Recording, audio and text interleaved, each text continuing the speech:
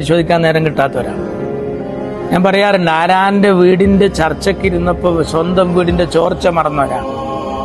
ആരാന്റെ മക്കളെ കെട്ടിച്ചയക്കാൻ കാശ് അയച്ചു കൊടുത്തപ്പോ സ്വന്തം മക്കൾക്ക് വക്കാലത്ത് അയച്ചു കൊടുത്തവരാണ്. ഇങ്ങനൊരു ടീം വേറെ ഏതാ ഉള്ളത്?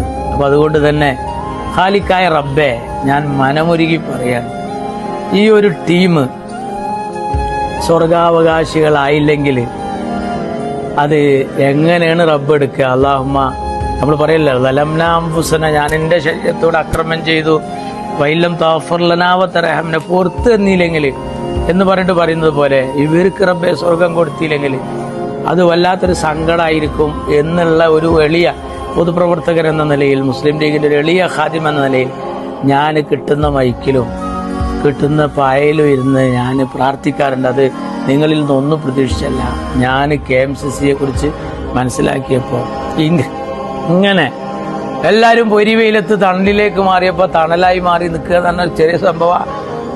പാപ്പാന്റെ ജനാസ കുളിപ്പിച്ചാൽ കൊറോണ കയറുമോ എന്ന് ഭയപ്പെട്ടപ്പോ മകൻ മാറി നിന്നോടത്ത് ഇമാം നിൽക്കണ KMCC, അച്ഛന്റെ ഡെഡ് ബോഡിക്ക് ചിതാഭസ്മത്തിന് തീ കൊളുത്താൻ മകൻ മടിച്ചപ്പോ തീ കൊളുത്തിയ KMCC, വൈറ്റ് കാർഡ്, ഇതൊക്കെ ഏത് പാർട്ടിക്കാണ് ഉൾക്കൊള്ളാൻ കഴിയുക?